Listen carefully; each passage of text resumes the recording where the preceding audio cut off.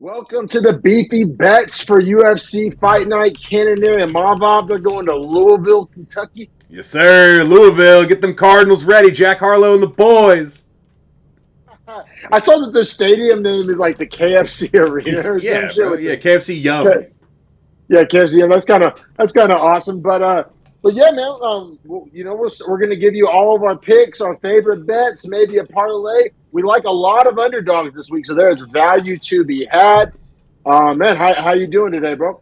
I'm good, man. I'm doing honestly great because this is a card that I wasn't stoked to really be watching, right? Because my hype was all behind 302, if I'm being honest. Like, the fight nights that fall after a pay-per-view, I'm sorry, I always kind of overlook you because I'm so hyped for the pay-per-view that I don't really care about that fight night until week of.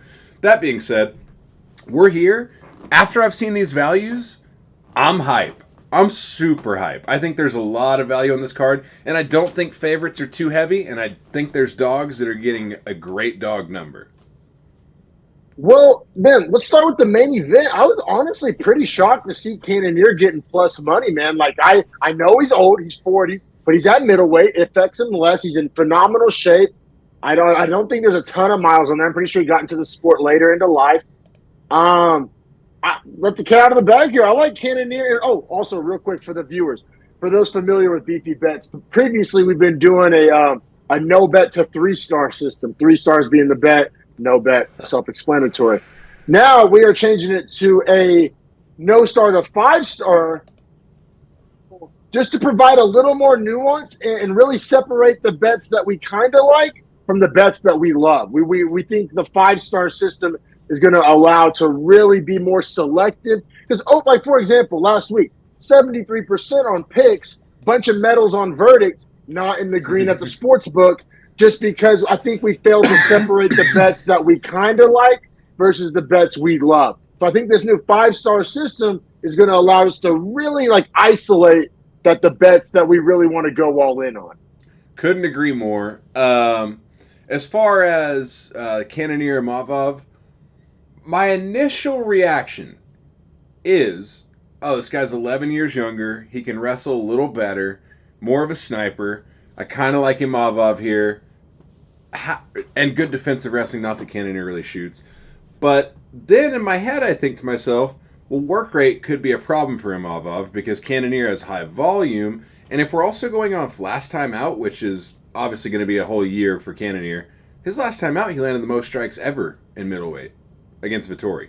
So, and we gave Vettori Chin of the Year for absorbing that many strikes over 5 rounds. Now, that being said, I don't really want to pick a winner loser. I guess if I had to, I'm going to go Cannonier 2 stars.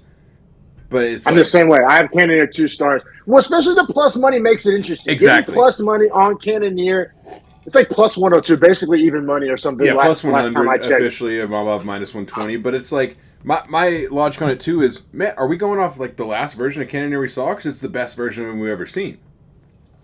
We just made a whole video about how Sean Strickland's the best middleweight in the world. Guess who beat him?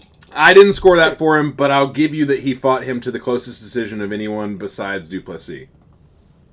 Exactly, but on that level, right? And you look at Cannonier's been fighting the best guys in the world. His only loss since 2021 is Adesanya, which I think we can all kind of forgive that, right? That's when Adesanya was the best in the world and was firing on all cylinders. That's actually the snoozy-ass fight we watched together here in Reno. But on the other side, and Imavov here, lost to Phil Haas. I mean, majority decision, but still happened. And then the wins. Ian Heinisch, no longer in the UFC. Edmund Shabazian, exposed. Joaquin Buckley, weight. Has the loss to Sean Strickland, who Cannonier beat. I mean, I know that's MMA math. And then the win over the Leadze, which was a majority decision, means one judge and either scored it as a draw or gave it to the Leadze. And that is aging badly in comparison because as Leadze ages, it's like, well, that loss or that win doesn't look as quality as it was at the time that it occurred. Because clearly Leadze's on a backslide.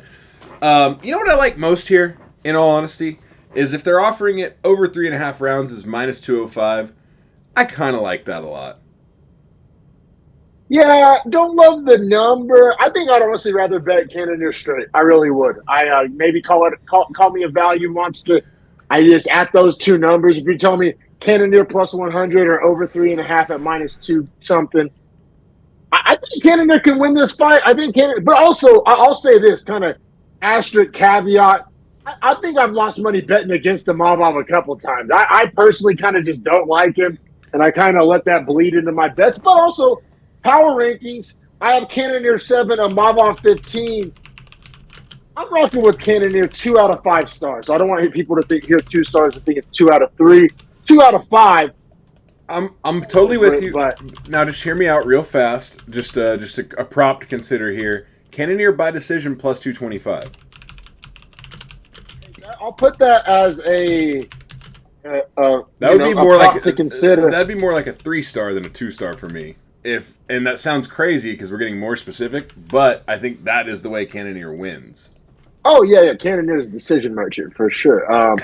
And so is Imavov. So I mean, the logic is there. And the over 4.5 is minus 150. So it's like essentially Vegas thinks, well, this fight's going to go to decision. If we think Cannonier wins, you might as well get the extra plus 125, taking him by decision instead of just straight up. So it's Cannonier by decision plus 225. I really like that. That's a strong candidate for prop of the week. Thought you might like that. Thought you might like it. I do. We talked about it before. Like picking by decision as a method of victory is like so much more likely to happen than by KO or by sub. Like just statistically speaking, it's correct. It's a very nice way to juice your value there. But I mean, oh no, I think we kind of beat that dead horse, man. Let's keep it pushing to the co-main, which it's a decent co-main for a fight night. We got Dustin Jacoby, Dominic Reyes. This guy right here. That guy that's only got 5 L streak and pulled out of a couple fights. I think I'm going to Jacoby here. Also, Reyes coming off the injury, right? He just had to pull out of 2 fights because of injuries, like back-to-back against Olberg. Either injuries or self-doubt, either which way. Yeah, and I'd call him chinny, but getting knocked out by Yuri the way he did after, like, honestly landing good shots against Yuri. I thought Reyes still had it in that fight, but just got finished. Blachowicz destroyed him like a hot knife through butter. That was ugly. I think the Ryan Spann loss is where we saw like the end of Dominic Reyes. I think that's the one that is telling, where it's like, this guy's chinny, he's done. Let's go ahead and take Jacoby here. Now, do I think Jacoby gets KO? I don't know. I would rather just take Jacoby money line here on a parlay. I have him as 3 stars out of 5. 3 out of 5. Yeah, 3 out of 5. Me too, bro. Lockstep. I have Dustin Jacoby power rate 19th. Dominic Reyes down at 30th, even though the UFC has him at 15 because of his name value. It's the Spann loss. You hit the nail on the head. Because, losing to the best guys in the world, hard to really hold it against you too much. But Spann has been on a slide since that win.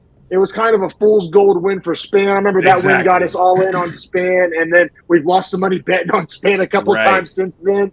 And that's the real MMA math, right? Is that like, we're not saying who's beating who. We're just saying that, like, the way your wins and losses age is probably more realistic MMA math, if I'm just being honest. Yeah, for sure. Well, and then MMA math gets a bad rep. Shell talks about it all the time. Like, the MMA math works all the time. MMA math has won me a lot of money, like, straight up. Like, it's not 100%. It's an imperfect science, but, like, so is the NFL draft, and those assholes get paid millions of dollars at GM. So it's like inexact science. It's gambling. It's betting. It's not like, we use the term lock and, love this one, hammer this one, but it's gambling. I mean, it is, it is gambling at the end of the day. But yeah, I mean, I like Jacoby 3 out of 5 stars, same way you do. Jacoby is getting a little older. He's not a perfect fighter, but also, like, he is a kickboxer. Reyes does like to pretty much keep it on the feet. He's gotten knocked out a few times. What's the path to victory? Is he going to just, so you're a wrestler now? I mean, if Reyes just, like, has a wrestling heavy camp and just switches it up and pulls the old double cross, as Chael likes to say, get you thinking he's going to strike with you, then shoots for the takedown. I don't see that happening. I think Reyes, like, if this is his last fight on his contract, which it's got to be getting close, I doubt they re-sign him. I see PFL in the near future for Dominic Reyes. Hey, if it means he's not getting elbowed, he's going to be a lot better fighter because he doesn't use them and he eats them.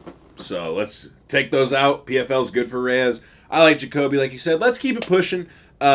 Same odds in the next fight, just different weight class entirely. Raul Rosas Jr. minus 235 taking on Ricky Tercios plus 190. I definitely like Rosas Jr. in this fight.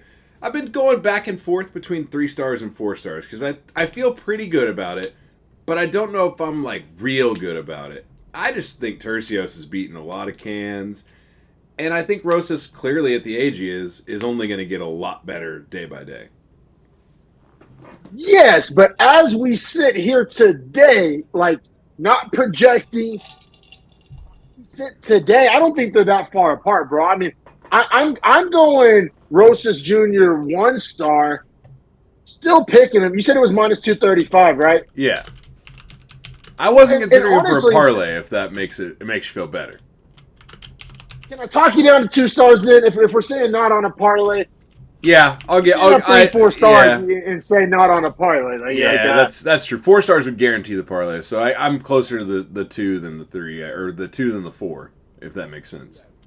Well, and then like also kind of make a broad stroke statement here: the fact that this fight and the previous light heavyweight fight are the same odds.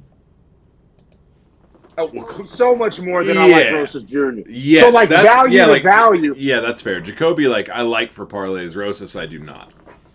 Like if a bar had long drinks for the same price as White Claw, give me long drinks. Long drink. Yeah. Like boy, what if I said give me White Claws right there? That'd be crazy. I have to find a new podcast partner, bro. That's brutal. But yeah, no, like I'm picking Rosas on verdict, right? And I think I'm going to pick him by decision. Mean, Rosas is a grappler, Tercios is a grappler. I think it's going to be honestly kind of a snoozy decision. I doubt this is a war or a banger. Neither guy can strike that good. I mean, both guys are tough. I also think both guys could land a knockout bomb because both guys like hang their chin in the air too. So like, I don't like to bet this fight any sort of way. Yeah, like I said, as a 1 star, like the margin between 1 star and no bet for me, I think on this new 5-star scale, 1 stars are basically going to be no bet. Yeah, exactly. That is the new scale. Yeah. So 1 star is a no bet. A 3 star is like what the old 2 star would be, and a new 5 star is like a lock. But it gives you the in between of like a 2 star is like, man, if I was in the worst spot of my life, I could bet this pick. 3 star you feel good about. 4 star you like for sure to bet some way, whether it be parlay or not. 5 star you're gonna bet. Basically, we built in the half stars because you remember before in the 3-star system we did this is kind of a 2.5 if that existed. But so that like a 2.5 on the old scale would be a 4 on this scale. But yeah, bro. So I mean, we both picked Rosas Jr. We're both probably not going to put real money on it. So that being said, we can keep it pushing to Bruno Ferreira, Dustin Stoltzfus. We're both all over Ferreira here. Yeah, I like this as a 4-star. Definitely building parlays out of this fight. Stoltzfus, super chinny, absolute can. Think he's awful at fighting. I think Ferreira has a lot of power, is a tough kind of a bruiser, so even if Stoltzfus lands a lucky shot, I don't think it is enough to finish Ferreira, which gives me a lot of confidence in Ferreira getting the finish here. Yeah, because like Ruzboyev knocked off Ferreira, if I'm not mistaken, but like Stoltzfus isn't Ruzboyev, right? Like, you know what I mean? Like, right, exactly. And then my other kind of cause for pause here, a point I wanted to bring up on the pod, is if I'm not mistaken, Stoltzfus' last fight was a win over Soriano, if I'm not mistaken. And Soriano, power puncher. You could argue kind of a similar style and body type to Ferreira. Does that give you any cause for pause, or just? I think we both think Ferreira is much better than Puna, right? Like Puna is like a worse version of Bruno Ferreira, if we're being honest. Yeah, no, I couldn't agree more, honestly. But like, I think the big difference there is that like when you see guys like Meerschaert and Vieira, super good grapplers, they sub Stoltzfus. Magomedov, super good striker, KOs him. Davey Grant, Stoltzfus gets a decision. That's a boring snoozer. He can beat a boring snoozer. Puna, I think, has a lot of holes, and so you see Stoltzfus be able to take advantage of it. I just don't think Ferreira has those same holes as Punahele Soriano. Much higher ceiling, right? Much higher ceiling. Much higher ceiling. You're good, brother. And then as far as power rankings go, yeah, this is when I got to trust my power rankings because I have Ferreira at 27. Which you can argue is kind of high, but I like the kid.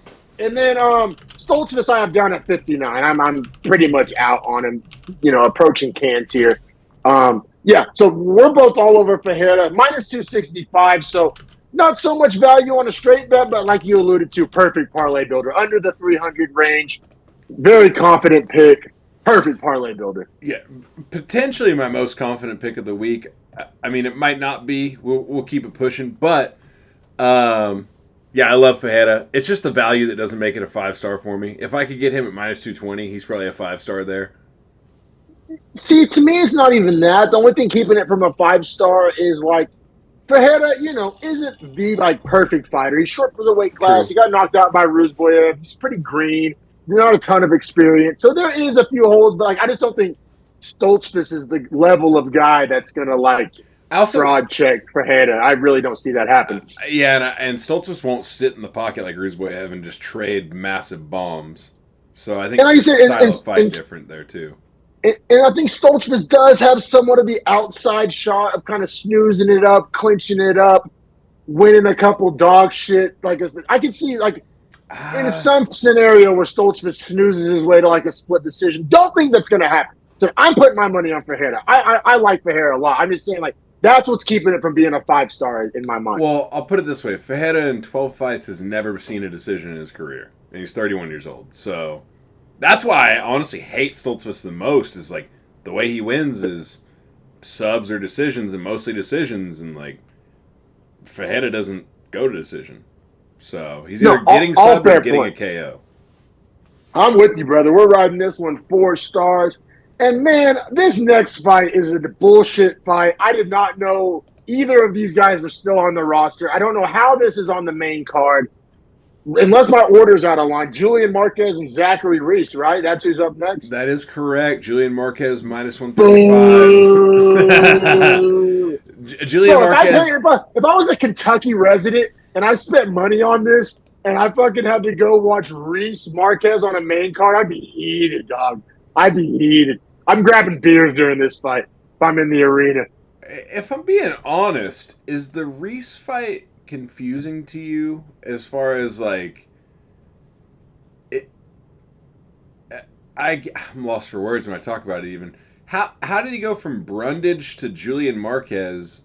Lost to Brundage. Got slept by Brundage. Like got slept. Like I honestly, but Marquez as well. Like finds ways to lose fights, which is crazy. But I don't know, man. This fight is dog shit, bro. I am not stoked on this fight on the main card. If I'm picking Marquez 1-star, like I just both guys could finish each other at any given second. Like this fight doesn't deserve to be in the UFC. And that being said, the last time I said this, I cashed huge on an under. What is the under here? Under 1.5 is minus 165. So Vegas knows as well. These guys don't deserve to be here. Goddamn. But I mean, I could see myself parlaying the over 4.5 minus 150 and the under 1.5 minus 160 here as just like a 2-leg that was times 3.5. Yeah, I have Marquez as a 2-star, but do not get it twisted. That is a Reese fade. I am super out on Reese. Not that I'm in on Marquez, but like Marquez has proved he can kind of go with some guys. He's not a world beater. I have Marquez power ranked 51. I have Reese power ranked 66. It's too. The fade on Reese gets the extra star. It's not an extra star for Marquez. So I'll pick Marquez on verdict. I think I picked him by sub. I already got my verdict picks in because Reese does it like. I don't know. It is what it is. This fight's a nothing burger. Give me Marquez 2 stars. Don't think I'll put real money on it, but I'll pick Marquez on verdict. Fuck it. You know what I will say though? Gonna be a fun fight to watch. I don't think either guy is gonna be snoozy about anything they do. I think they're both gonna go for dumb shit the whole fight. It's gonna be so much fun to watch. I hope so. I really hope Marquez so. is a solidified moron. Like he dates a porn star. And I'm talking like a top 5, like railed by 6,000 dicks at least. Like, I don't know. He deals with that. That's his life. So like, he's clearly down for anything. More rails than Craig Jones on a Saturday night, but dude, I can't remember who it is, but it's like one of the, like I'm talking literally top 5, like all time, like very famous. Hey, good on you, Marquez. I guess I don't know. I've always been kind of. That's not for me. There's guys out there that's for you. That's not for me. Listen, That's not for me. one more little tidbit. The first time Julian Marquez ever fought was, I believe, 2019, and I was still working at the ranch, and one of the guys I worked with was like heavy into the metal scene, and I was talking about Julian Marquez fighting. He was like, "Oh, the dude from like," and knew his hometown, and I was like, "How the fuck do you know that?" And he was like, "Oh, I know his brother. He's in a metal band. They're actually really sick." And I was like, "What the fuck?" So you can imagine the way he grew up. One is a UFC fighter, one's a metal singer, lead man. Like, they clearly had a crazy trashy life. horse. It is love. Yeah, so I'm just saying the guy's down for anything, and he wants it to be a war. He wants chaos. Chaos is where he thrives, and I think Zach Reese will let him have chaos. So I like Julian Marquez, 1 star. Probably a fun hang. Shouldn't be on the main card. Let's keep it pushing here because I actually got kind of a spicy take here.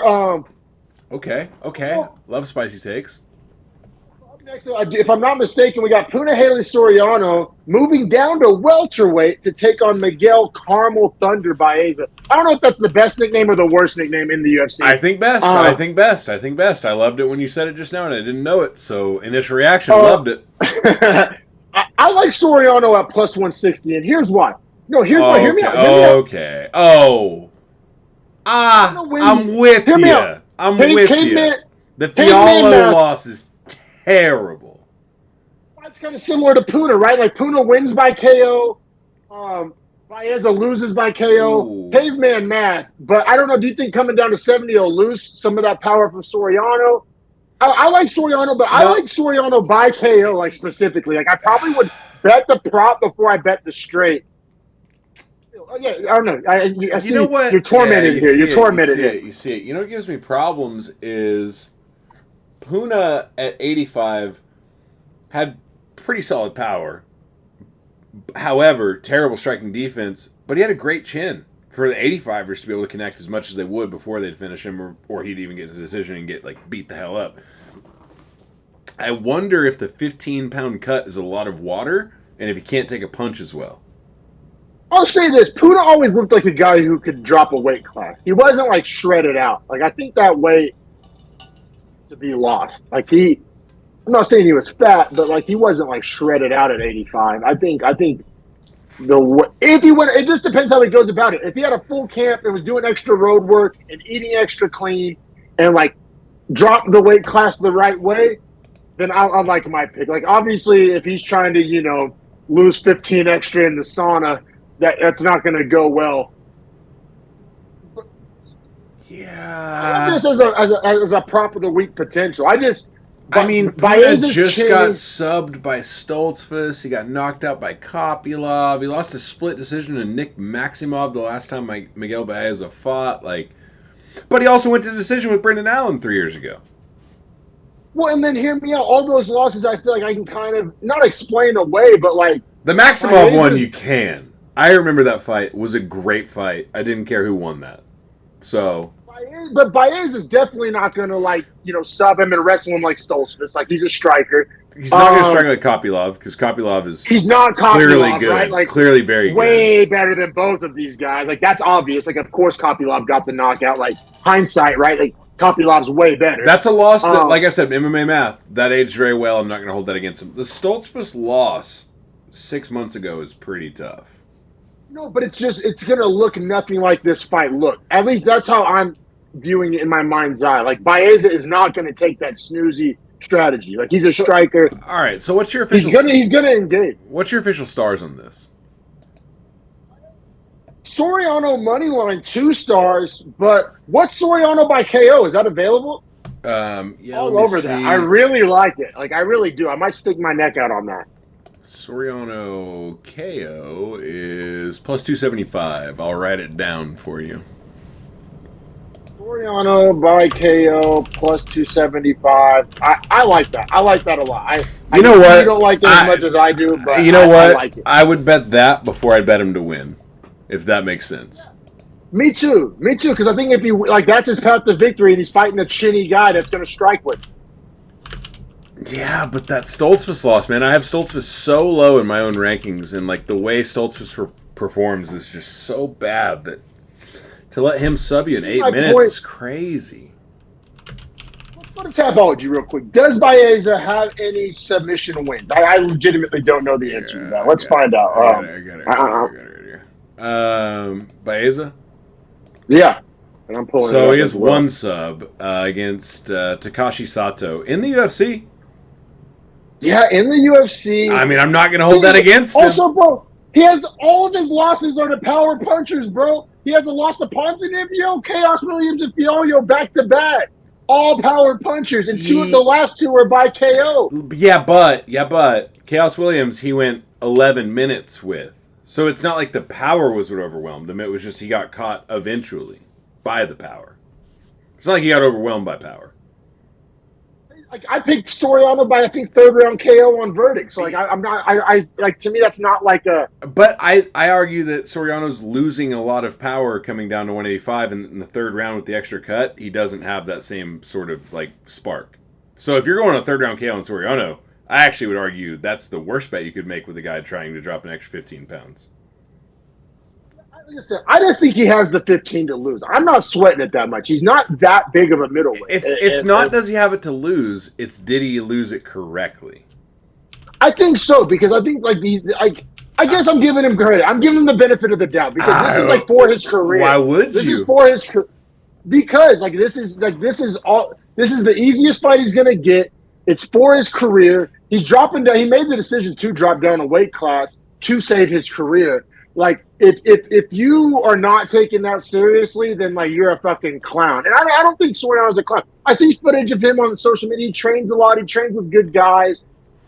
This to me feels desperate. He's 1-4 in his last 5, and he knows that. So is Baeza though. I agree, but Baez is not dropping a weight class to try to make up for it. He's just fighting anyone that comes in his own weight. Like Soriano is literally saying like, "I fucked up." This is the ultimate excuse you can make. Oh, I was in the wrong weight class. I should have been fighting down. Which maybe he should have. And this could be the ultimate revelation for his career. Which is your point I get. But I'm just saying, it either reeks of desperation or it's ingenious. And he's also an idiot for not having done it sooner. It's not going to be more than 1 star for me. What reeks of desperation is me desperate to get back in the green. And this 1 unit plus 275. Yeah, that's what I'm saying. Like you're betting on desperation's teaming up with desperation. Yeah, it makes sense. Let's get it. They'll sync together. Let's get it. We're gonna write the shit, Puna. We're gonna write the shit, baby. Oh my god, this could be a South Park episode. But clearly we see, we're not seeing eye to eye on this one. We've kind of given you both sides of the coin. It's 2 stars, 1 stars. I'm just saying, like, I think Puna wins because, like, veteran savvy. I think Miguel Baez is more likely to fuck a fight off. I'm just saying, moving a weight class, like, there's no way I'm going to bet this fight. One unit on the method of victory. Let's go. It's a get right week, boys. It's a get right week, boys. But get wrong. That's how you get wrong. Let me ask you this though: like, if you had to choose one prop, you doing Cannonier by decision? I assume you like that one more than the by KO. As far as main card props, man. Like that Cannonier decision, like that's essentially Vegas saying like they think you should pick whoever you want to win that fight by decision at the -150 and then +100 -120. They're effectively saying, like, either guy can win this decision is Vegas's, like, simulated outcome. I trust them, but I trust myself more, and I like Cannonier to win the decision beforehand, so I might as well get plus money. You know what, bro? I feel you. If I'm only betting one prop, I'll go with you. If I end up with a little bit of extra to sprinkle at the end, I'll do a sprinkle on Puna, but I'll go with you. I won't be a stubborn jackass here, but let's keep it pushing here. This next fight is, like, legitimately a coin toss in my opinion. Oh, dude, it's crazy. Like, Vegas nailed the odds here. Like, Ludovic Klein -125. Sorry to steal it from you. Ludovic Klein -125, Thiago Moises +105. But, like, yeah, the odds couldn't be better.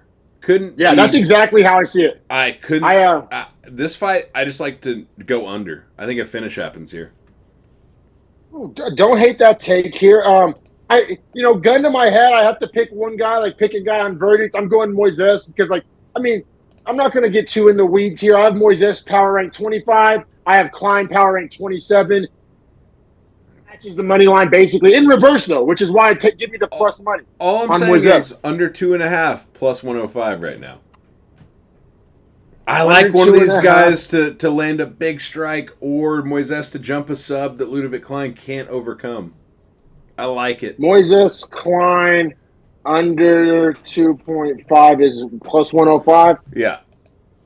Yeah, so it's the same odds that you get betting Moises, and you kind of get two ways to win. I mean, if you could parlay it together, it'd be sweet. We can't, obviously, but, like, there's places that obviously will let you, so. Same game parlay? Yeah, that's one of my favorite same fight parlays would be, like, Moises under.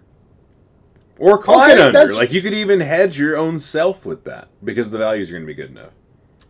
See, I like just the overall under because that way either guy, because we're saying either guy can win this fight. Me so too. You have two paths for that bet to catch. Hey, me too. You know that was my original take was the under 2.5 like plus that. 105 is fire here. And like I said, with the other over-unders that we like this week, there is an over-under parlay we could be building here. Like, I'm just saying, I'm throwing it out. We haven't gone it in a while, and I think it could be worth. If you're trying to get right, let's try something new. Not a bad point, actually. I don't think I'm going to push back on that. But, I mean, and it kind of is striker versus grappler. That's why, like I said, the under 2.5, I really do like that because, like I said, whichever guy ends up having their way, like if it ends up being a striking battle, Klein can get the finish. Obviously, if it's a grappler, Moises, one of the best grapplers in the world, can get a finish. And neither guy, runs from a war. Like, when they get rocked, like, Moises tries for a takedown to try to, bring it to grappling. Ludovic Klein, when he gets rocked, tries to swing back and rock you. Like, I like the aggressiveness. Vegas is telling us either guy can win. So, yeah, I love that under 2.5 for sure, brother. Like I say, but gun to your head, like on verdict, you picking Moises or are you going Klein? I've lost so much money betting against Klein. It fucking sucks. I'm going Moises. Yeah. That's why it sucks is because, I'm going to go Moises and probably lose a fourth time against Klein. But it's how I feel. You're going to get the under. You're going to bet the under. Right. And I'm actually not betting against him. I'm betting on both guys to perform well. Me too. No, I love that. That's like my favorite take of yours of this whole episode. I like that. Good. I like that a lot. Good. No, I like that a lot. No, up next, including the main event, this is the fight I'm looking forward to the most. And I'm not just like trying to sound like ultra hardcore here. Like, I have been pretty high on Carlos Prates. I've been really anxious to see him get back in the ring.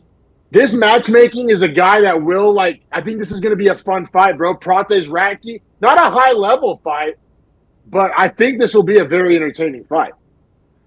Hey, I don't want to get us banned off YouTube. I was about to rip Charles Radke's speech and just word for word it because it's great, but I won't. But right, we have two crazy, guys that are going to bang. We have two guys that are going to get after. To me, should be fight of the night. There's potential there. If that was a bet, as we've talked about before, if I could bet on fight of the night, it's this one. I think so. This should be fun to watch. And all I'm saying is also under 1.5 plus 110. I don't know. Probably am betting the over in that case, but the over's minus 150. They set a weird line because they kind of know both guys are durable enough, but not so durable. If it's a 2.5. Over. See, I fucked. I think it's real, under 2.5. I hadn't really considered the defense, but just offense. Both guys are going to knock each other the fuck out. But it's But I think Prates is a little faster, a little longer, a little more technical, which is going to allow more powerful too. I think Prates that's wins. What I'm saying. I like Prates probably three stars. Probably Prates here.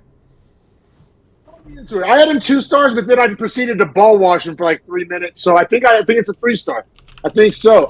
But you know what had me at 2 stars is power rankings wise, I have Prates 37, Radke 48. So it's not a huge gap, but it's a couple tiers. It's a couple 5-fighter tiers. Do you want a crazy mathematical analysis that is just out of nowhere, but is just universal odds type shit? I'll hear you out. I'll hear it out. Radke has won as an underdog the last 2 fights. For him to win as an underdog 3 in a row is probably if you could have bet it in Vegas, it'd be plus 15,000.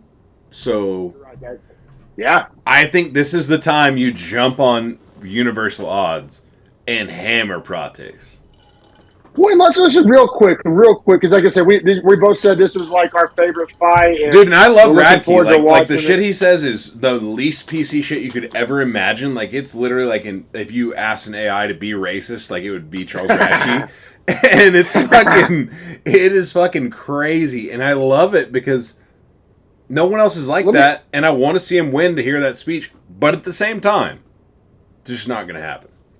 Well, and like, let me throw out a few more numbers here that, like, I don't know, just add some variables here. Prates, I think, like double the amount of professional fights here, double the amount of losses, but also double the amount of overall fights.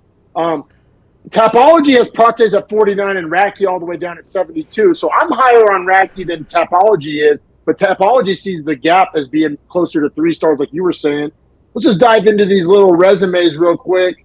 Prates win over Trevin Giles, knockout win. Like, that's a pretty goddamn good debut. Like, Trevin Giles is like a decent fighter. Prates has crazy power, but Radke has a nice chin. And that's like the weird point of this fight is like Radke's going to get hit, but he can eat some shots.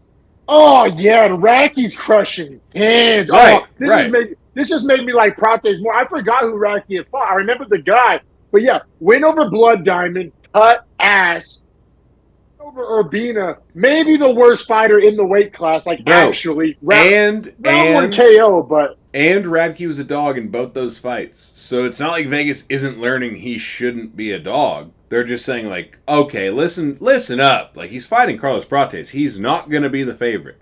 So which to my point of universal odds speaks highly. A little nugget here. Lost a grappling match to Eric Anders, who is no Thiago Moises, you know what I'm saying? Yeah, like maybe if he lost an Oklahoma drill to Anders, I'd give him the benefit of the doubt. But losing a jiu-jitsu match to Eric Anders, so you're getting knocked out on, or you're a decent striker, knocking out cans on the feet, but your grappling's obviously not up to stuff. And Prates, more of a striker, but he is Brazilian and he is very experienced. I think if it hits the ground, I like Prates. I like Prates 3 stars. Yeah, I added that star on between what you told me and between what Tapology told me. Give me that 3rd star on Prates. What is it, minus 230, minus 260? Parlay candidate for sure. Yeah, as far as ESPN bet is considered, he is minus 225. Minus 225. Yeah, I think DraftKings had it minus 230. Who gives a fuck? That's actually pretty solid value for a 3 star. I'm going to tentatively put him on the parlay with Ferreira. We may end up with an all-Brazil parlay or something. I don't know. We're 2 for 2 on Brazilians here. I wouldn't hate it. Well, keeping it pushing, is De La Rosa Brazilian? Actually, no, she's American. But the next fight is Brad Katona and Jesse Butler. But Brad Katona minus 725, Jesse Butler plus 450. Jesse Butler, by the way, I looked into it much further. Typically is a featherweight. Took a fight on short notice, so he fought lightweight because he couldn't make his normal, or didn't have to make his normal weight. Because I thought dropping 2 weight classes was crazy. But he's never fought bantamweight. He's never done that. So he lost a lightweight fight and decided like, oh, these guys are fucking, like, I think he's like, that's a scared ass move. And I'm not just like being a hater. That's like legit. Like you wrestled at a weight where you were like intending to go to 170, you wrestled at 181. You're like, these guys are fucking strong. Like I should go to 162. And it's like, that's not going to like necessarily make you a better wrestler. So in my point, this isn't going to make him a better fighter. Brad Katona's fought so fucking much. Like this is going to work for Brad Katona. This isn't. Brad Katona's good, right? Like he's not great, but he's for sure good. Like he's proven without a doubt that he's honestly like probably the most steady Kuzi tier guy you could ever think of. Exactly. And Butler's a can. So Kuzi's cover cans, baby. Exactly. I mean, but also like I'm not going to sit here and try to sound like super genius. Vegas hasn't been like what? What's the odds? Last night it was at minus 625. Minus 725 now. People are actually betting that. Bro, I mean, it makes sense. I had Katona. Yeah, this is a no bet purely because of the number, but star rankings wise, I had it at 4 star. Mine is well be 5. I thought Butler was like an actual lightweight, so the reason why it was 4 out of 5 was like there is the 1 in however many odds that Butler might just be too big for him. Katona is kind of a small guy, but no way. I mean, this is basically a 5 star, but it's also a no bet because of the value. Just out of curiosity, it's still going to be dog shit, but what's Katona by decision? It's not going to be worth betting, but I'm just curious. I don't think they're offering it even. I think that's how far it is. It wouldn't be great. It would be like minus 400 or something. I mean, it wouldn't even be worth it. I mean, the over 2.5 is minus 250 if that gives you any like It'd be like Ooh, but see, talking about over under parlays. under would be the move there. Oh, this is going over. Katona's Decision Merchant. He's the captain of Team Decision Merchant. Brad Katona, like, Jesse intentionally Butler cutting extra weight is going to fight all 13 minutes against a guy that fights all the time at that weight? No, he's getting finished. Katona has pillow hands and just snoozy and will clinch you. Jesse Butler has 5 losses and 3 by sub. He'll get subbed. What's Katona? Is Katona by sub up there then? No, these are too early in the like prelims. Just they don't give a shit about fight night prelims till Friday. Unfortunately, I feel you. That if Katona by sub is minus 150, I might give it a look. See, you're talking yourself into stuff again. Get away from the gremlins. Let's get back to the money. Okay. All right. Thanks, Money Moicano. I needed that financial advice there. But well, no, it's because the next fight. We have an underdog that we both like, I believe. I can't speak for you, but we have Andrea Lee minus 155 and Montana De La Rosa plus 130. This should be the who cares, who gives a fuck, both these girls should be cut fight of the night, but I can make money on plus 130. Yeah, I love De La Rosa. I got her at 3 stars. I do too. And because this is another Can versus Kuzi, right? But without the added element of a different weight class. Like, there's no X factor, there's no question mark. Like, they both fight in the same weight class. And I have Andrea Lee at 36 and De La Rosa at 22, which sounds like not that wide of a margin, but you got to keep in mind at women's flyweight, there's not that many fighters. So, correct. Like, 36 at women's flyweight is, like, really low. That's Can tier. Andrea Lee's for sure Can tier. De La Rosa, Kuzi tier. Stars. This is, as of yet, this is my dog of the week. Because I like De La Rosa more than I like Cannonier. What are the what did I say the odds were here? I'm looking at plus 130. Yeah, plus 130. I got to make a little dog section here, which I forget Cannonier is, man. I honestly don't feel like he should be, but De La Rosa plus 130. Love that. Yeah, I don't have too many X's and O's for this fight. It's more of like a De La Rosa. It's just Andrea Lee sucks. Yeah, it's more of like a De La Rosa is. I just think in her career has more time to exist, and I'm not saying that De La Rosa is good. Is I guess like the big takeaway here. It's that Andrea Lee is at the end of her rope. When we see, this is crazy. We disagree with Vegas. We disagree with Tapology.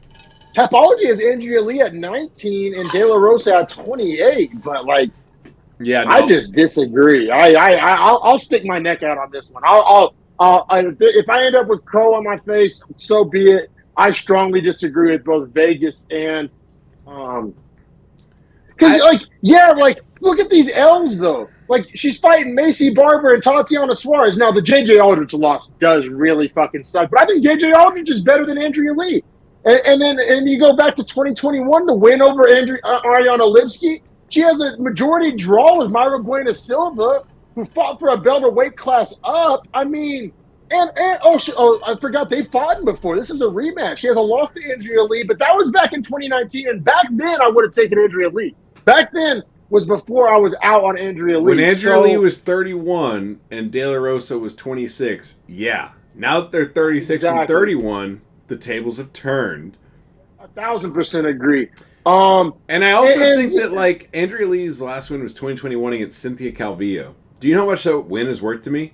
It's worth a bowl of dog piss. It's nothing. I'd throw it away. This is wild, bro. So in her last 1, 2, 3, 4, 5, 6, 7, 8, 9 fights, she's won 2. In her last 9, Andrea Lee's 2-7. I know. And Antonina Shevchenko and Cynthia Calvillo are those 2 wins. Neither one is good. Neither one has aged well. And it's like the De La Rosa win was like, oh, you got a girl when she was young. The Veronica Hardy win is, oh, you got a girl when she was young. The Ashley Evans Smith Veronica Hardy you got a girl when she was now. young. She fought all the young girls when they were young and beat them all.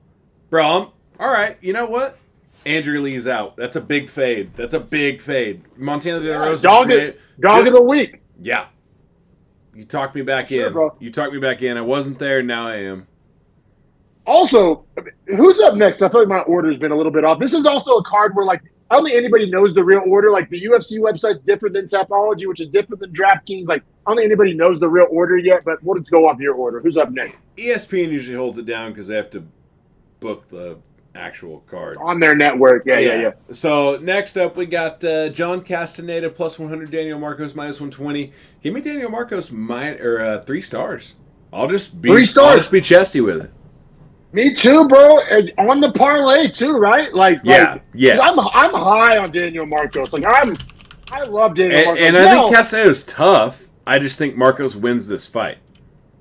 That's what keeps him from being like a 5-star or a 4-star. Is like Castaneda is a tough night out.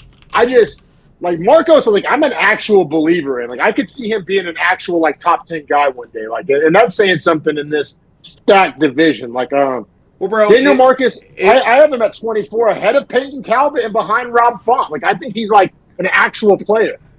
If I'm being honest, like Daniel Marcos. I didn't see his Contender Series fight. All right, fuck me. But by the time he wins that, he's 12-0. And then he fights Simon Oliveira, finishes him, right? And I'm like, oh, okay, I like this guy. He's nice. 2023, it's January, first card of the year. I'm like, okay, Daniel Marcos. Like we put him in that. I think Bedoya fought on the same card. And we were like, these Colombians are nice. Next time we see him, Davey Grant, who I don't think has lost it. Like we just saw him, he hasn't lost it. No, that's a good win. That's a good win for a young fighter. And not only that, bro. In 2023, in July, so less than a year ago, in England, Davey Grant's home country. So Davey Grant didn't fly to get to the card. So, like, I think that's a big statement. And he flew from Colombia. Like, that's a huge statement. And then I think Peru. I was going to let it slide. I'm sorry, but it's I'm sorry, yeah. The flags look identical except Peru has a little dot in the middle. Nobody has an American 50-star flag. What's up, baby? Anyway, I need to get one back there, an American flag. Anyway, these places are shitholes, shithole countries. You get it. You see so it. So bad. Would never make it in today's America. And it's sad. And I think the Irichi Lang no contest is not the fault of Daniel Marcos, if I recall. That was Irichi Lang like getting eye poked or nut kicked, or it was some bullshit. But Marcos is winning the fight, no question. I don't remember him like losing that fight. I would definitely remember that against a can, right? And so, anyway, my big takeaway is that like Marcos has done nothing but look. Yeah, it was the groin strike. Yeah, it was a kick to the ball, and we all thought it was bullshit. Yes, and so Marcos has done nothing but impress me. Meanwhile, Castaneda has kind of fought in Canland against Eddie Wendland, Miles Jones, Diego Santos, Gafarov, and then Kang. I don't even know who the fuck Kang is, but like I think Castaneda is just one of those guys. And I'm gonna be honest, this is one where like people at home can say whatever the fuck they want. If I'm writing like the UFC script, and there obviously is not, this is a Marcos win. Where like we undersold Marcos so that he can look impressive as a close fight. Tripping on these odds, like it doesn't make sense. Like in all honesty, I want to bet Marcos like 5 stars. Like bet like $1,000 on him because like minus 120 is the craziest number to get on a guy that I think should be like he should be minus 240. I don't understand the number. Agreed, bro. Agreed. I might bet a straight and a parlay on this. Like for real, I really like Marcos. I think he's the best bet of the week, and like it's only maybe wise for sure. Honestly, it probably should be 5 stars based on value. If we're looking at a value chart, he's my 5-star pick of the week. If we're looking at like his, me into adding a 4th star because the way we're talking and we were both agreeing. Yeah, like and also like Castaneda missed weight the last time he fought. He only has a 1-inch reach advantage. He has a lesser work rate in strikes, but more takedowns. But Daniel Marcos has great takedown defense, and Marcos has a higher rate of takedown accuracy. I don't see the way Marcos loses the fight. Yeah, if Marcos has done everything correctly and like has prepared correctly, which he has never really shown us an indication that he hasn't or won't. It's like Castaneda probably is his hardest fight, but like hard, right? Like, you know what I mean? Like, but I mean, I think we beat this dead horse to a pulp here. I mean, we both like Marcos. Gonna probably have him on the parlay. Might bet him as a straight as well. Like him a lot. I mean, best value of the week. Like, I'm actually making a note next to it that is going to say best value of the week. That being said, I guess we should keep it pushing, right? I can't wait to hear your take on this one. This is another one. So I made all my picks last night and then went and looked at the numbers and the money lines today. And this is what shocked me the most. I could not believe this money line. But I'm going to leave that as a teaser, and I want you to kind of lead in and give your pick first. I'm dying to know how you feel about this because I feel pretty strongly one way. I want to know how you're feeling about it. I mean, if I just I didn't give it that much thought, but now you're making me really consider it. But no, to be real, I think Eduardo Mora here. Really? Okay, because, I mean, Mora is undefeated, and she has looked really good. I do not dispute that. But Gomes, I think, strength of schedule is so much better. And I know that's not the end-all, be-all, but, I mean, it's not even comparable, really. Gomes has been in there, I'm pretty sure, with, ranked girls. And Mora, undefeated against, who the fuck is that guy? I mean, Gomes has the loss to Angela Hill, but she has the win over Yasmin Hargui, which I like that win. I think Yasmin Hargui is better than Mora. Yes, but that's she caught her with a straight right and just flatlined her. I know it's a win, but I'm just saying if that strike connects 2 inches to the right, that fight continues for maybe 15 minutes and it's a whole different fight. And she does have the loss to Loma Lookboonmee, which isn't great, which also not horrible. But the win on Bruna Brazil, is that worth anything? No, it's not. That's why I didn't mention it. But and then I thought the Angela Hill loss, I thought that was Denise Gomes got dominated. All right, let's do the flip side here. Eduardo Mora, round 1 sub against literally never heard of her on Contender Series. Then she has the second round ground and pound KO over Montserrat Ruiz. But I have Montserrat Ruiz as actually one of my worst fighters. She would be on my anti-pound for pound list.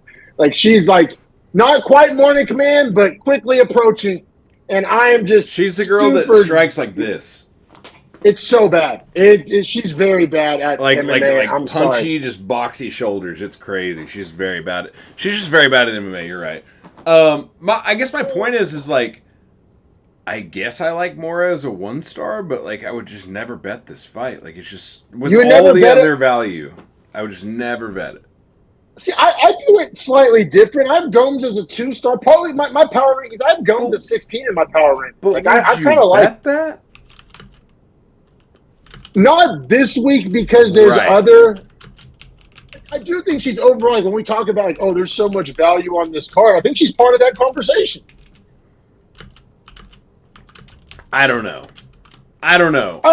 You're talking me down. I let you talk me. Add some stars. I'll make it a 1-star. I won't actually bet it. I picked Gomes on verdict though. I just more battle tested for sure. Mora has fought nobody. Well, yeah, but my other thing is I just don't have a good enough sample size on either girl to make a strong opinion. One girl's 8-3, one girl's undefeated. That doesn't mean a whole lot when you look at who they've fought.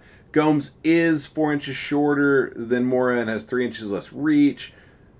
I don't know. It's just like I said, it's one of those fights where there's just too much back and forth in my brain where I'm this isn't worth a bet.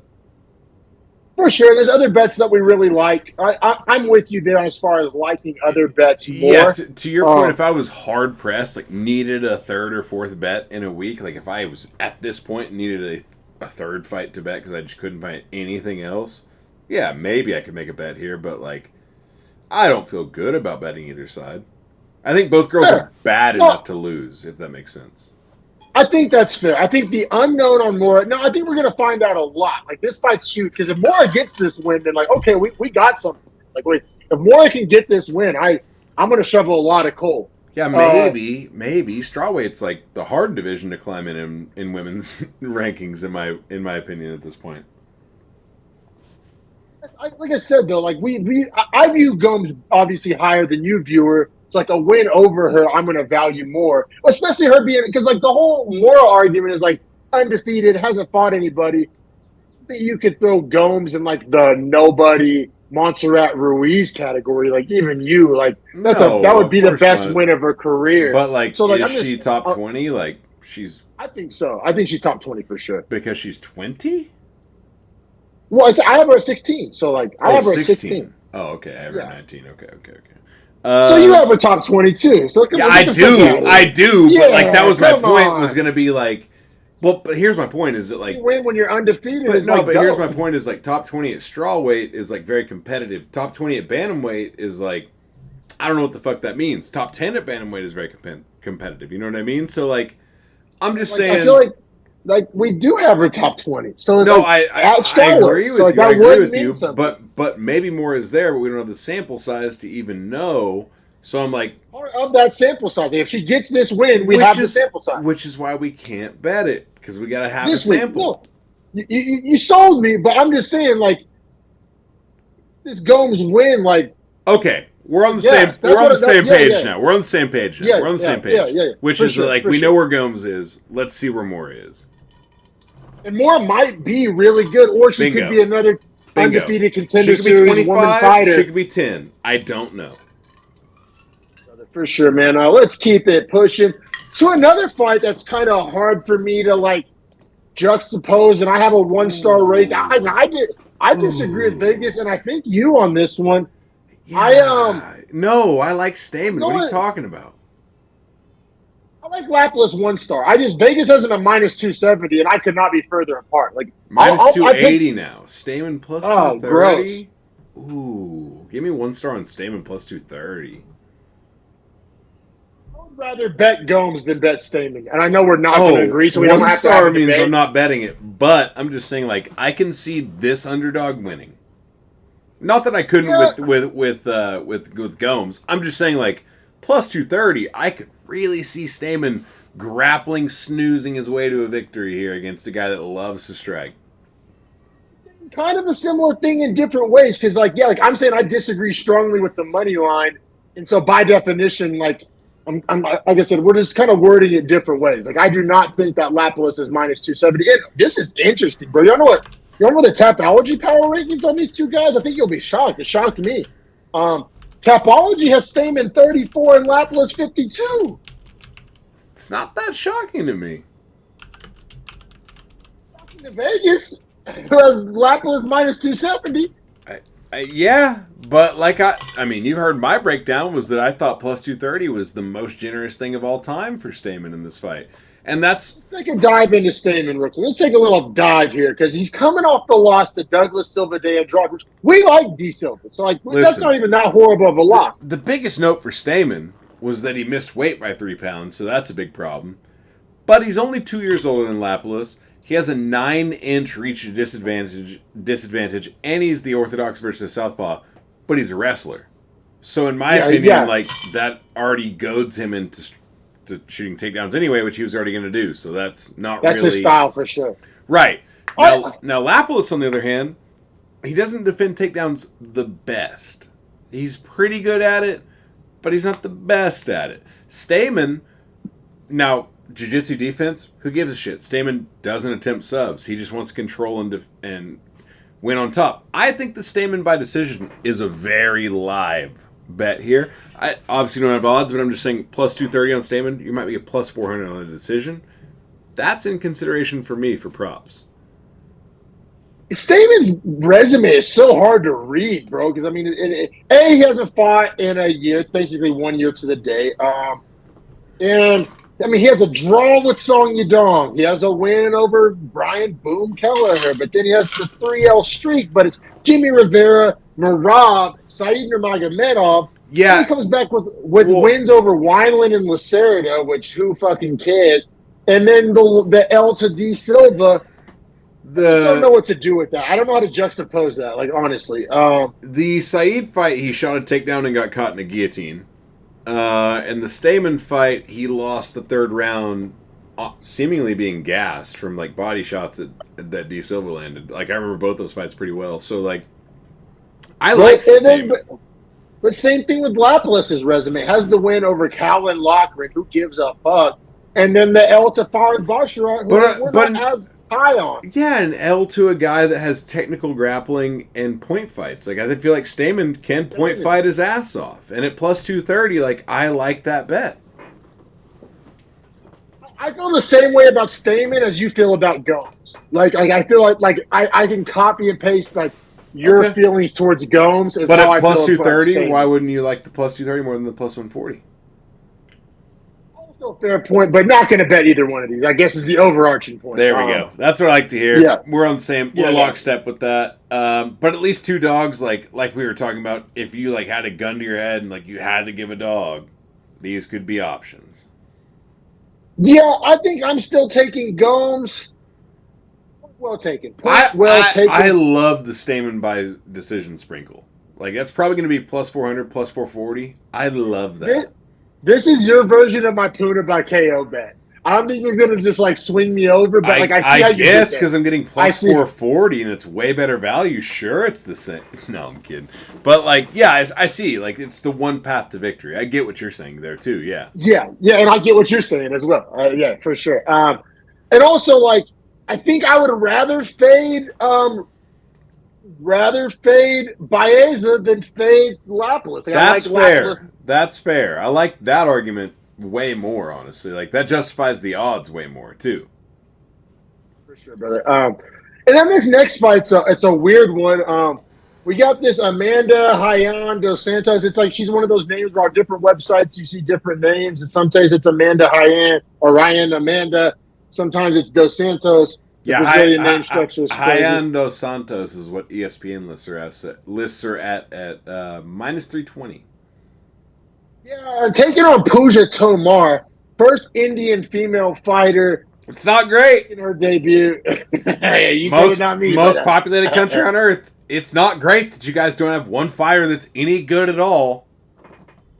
Man, this is gonna get into some real weird. I don't want to like get too out of line here.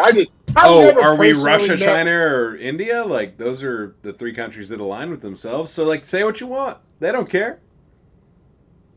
I've never met like an athletic Indian person.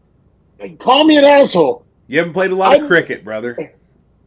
Have not, but I mean, every time there's been like a hyped Indian prospect in a sport, it just never ends. Remember, there was like 7'6" guy that the Mavericks signed, and he was supposed to be something. Was ass. I mean, there was even Anshul Ghibli on the men's side. Thank you. Yes. Ass. You got his name. Yep. There was also really random. You want to know the best Indian product? Slumdog Millionaire. Okay, let's keep it with movies. Also, love Indian food. Love like Indian like. I don't. Oh, I love me some Indian food. Nope. I can go to town. Doesn't agree with my white skin. Oh, dude, I love it. I turn red. I turn red. Oh, dude, I can get down on some Indian food, but yeah, man, I've never really seen an Indian person excel in a sport that's not cricket. I'm not trying to get into some weird like eugenics race science here. I'm really not. But you're not Bill Gates. We get it. Hey, and listen, he killed millions of people. They still propagated to be the biggest people on Earth. So whatever. You're not. You're good. They're resilient. Yeah. They're biblical. They're biblical. They're biblical. 8 kids to a person.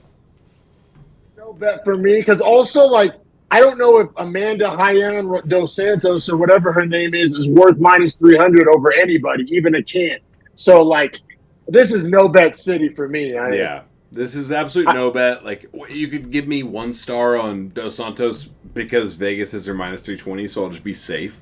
But like 1 star in our new system, effectively a no bet. Yeah, that's the same exact. If I had to star everything, right? Like if I couldn't give 0 stars, I give 1 to dos Santos here because like me too. I don't know fuck about it, but she's minus 320. Lockstep. I wouldn't touch that bet with a 10-foot pole. But man, now it's time for best bets, and we got to really nail this. I think we got it though. I don't think there's going to be much debate here. It's looking like a 3-leg Ferreira Prates Marcos parlay. It's looking like that to me. I don't know. I know you like to juice these things with about 87 legs, but God damn it, man! Why you got to call me out? We're on the show, man. I think I'm going 3 legs this week. I'll do a 2-unit 3-legger and just be a little conservative.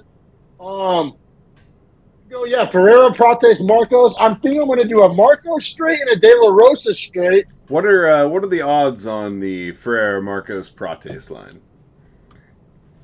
You got your parlay calculator pull up? Oh yeah.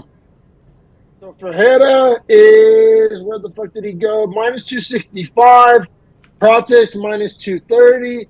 And Marcos minus 118. That's what the Marcos is going to make the three-legger actually worth betting. All right, we'll make that minus 120 because that's what they'll offer you. And that is plus 261 for that three-legger. I love that. I could put a lot of units on that.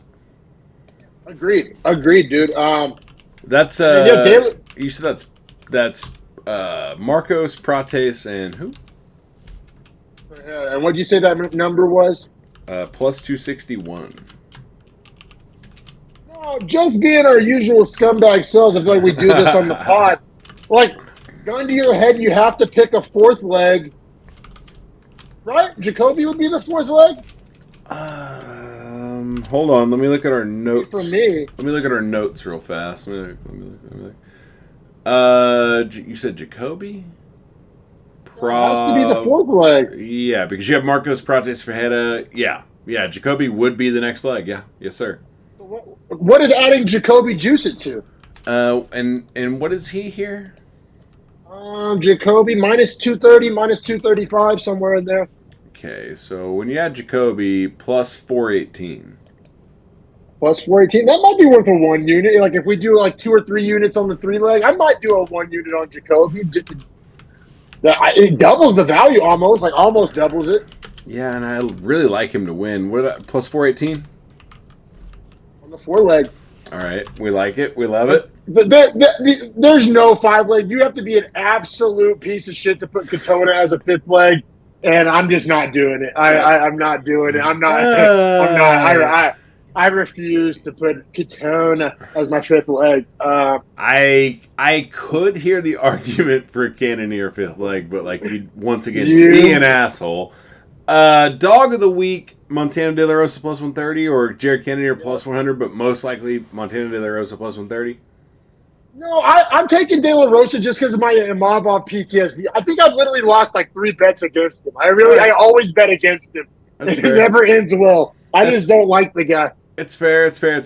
All right, let me ask you this. Pops, this is where the conversation is going to take place. This is where the debate's going to happen. You couldn't agree more. Because you're going to like a bunch of over-under bullshit that I'm not putting my money on. No. For me, it's down to 2. Moises Klein under 2.5 at plus 105 or Cannonier. Yeah, I really do. I do 2 or Cannonier by decision at plus 225. And I honestly don't hate parlaying those like an absolute scummer. There's something cool I learned, and I think Caesars has done some updates on their kiosk lately that like give you more options. So I'm pretty sure you can parlay any props now. Like, I think you can do, because remember the other week I did that for you where you wanted a buy finish, but they only offered the under, and so I was able to parlay it. So you could parlay. I do believe we have the option to parlay Cannonier by decision and the Moises Klein under 2.5. I think it would let you. I'm pretty sure it would let you. Plus 566. So I'm purposely going to be conservative. 3 weeks ago, I'm betting that. I need to get right week. I'm going to bet that. But I'm going to break the strat here and say that, or your strat, and say that like you just got to bet the same thing every week and go for what you'd go for. And good weeks are good weeks, and bad weeks are bad weeks, and trust yourself. Let it fall how it may. I will. I feel you. Yeah. No, I think I'm going to bet both of those things separately. I just don't think I'm going to parlay them. And I'm going to kind of stick to my guns. You can be stubborn on that. I'll be stubborn on my Puna by KO. Like I think the 1 unit that I would put on the 2-leg prop parlay, I think I might do 3 props this week. I think I might do 3 props, 2 straights, and 2 parlays. I really do. Okay. I don't hate it. I think the parlays might be the move this week, man. And I say that tongue in cheek because like the values for straight bets this week are there. They are. If you want, this would be a good week if you want to spam 1 unit straight bets, like and just bet the entire card like it's a verdict pick. Not a bad card to do that on. I think you would end up in the green. I just think that like when push comes to shove, we're not that kind of better, right? I'm actually going to go back to what you just said. I don't think we can just shift our betting strategy that drastically. I agree. I agree with that 100%. And I think that when I'm looking at our picks right now, as far as props, dogs, parlays, we're looking at, props and dogs plus 130, plus 105. And then nothing else is below plus 225, which is a Cannonier decision. But past that, the parlays and props are plus 261 and up, all the way up to plus 566. I think those are all very realistic, too. Like, I don't think those are like, I'm not giving you a plus 13,000 parlay like, oh, yeah, put $3 on this. Like, no, this is like, put $50 on this. This feels really strong. Yeah, and there's a couple conservative picks on there, like Moises Klein under 2.5 plus 105. Like, that's not like a but super I'm just crazy saying, like, juice put monster. $50 and turn 50 into what? 105? Okay. 110? Yeah, actually? no, like, that's not bad. I'm gonna go 2 units on our 3-leg. I'm gonna go 1 unit on our 4-leg with Jacoby. I'm gonna do a 1 unit straight on De La Rosa, a 1 unit straight on Marcos, and then I think I'm gonna go 1 unit on Cannonier by decision, 1 unit on Moises Klein under 2.5, and then I think I'm gonna be an asshole and do 1 unit on Soriano by KO. But I don't hate it. I gotta divide my units, but I will send those to you soon. For all the people at home, that is Beefy Bets, UFC Fight Night, Cannonier, Imavov. I think we gave a lot of insight into a lot of value. This card is being slept on by Vegas because it is following a pay-per-view. We're not sleeping on it. Neither should you. Make that money. This is a get-right week for us. We said that last week, and we were 1 pick away from that being true. So don't think this week's going to be different. yeah, and I honestly think I think we got some solid picks here. Man. But yeah, brother, fun episode. Looking forward to cashing these tickets with you. Send that money over when you get a chance, because like I said, I'm off work today, so I can run on down there real quick, and let's get this money, y'all. Like and subscribe. Check us out on Twitter at Beefy Breakdown, on IG at Beefy Boys Breakdown. We even got a Facebook page if you're a boomer. But yeah, appreciate y'all watching, everybody. Take it easy. Hope it's a good one.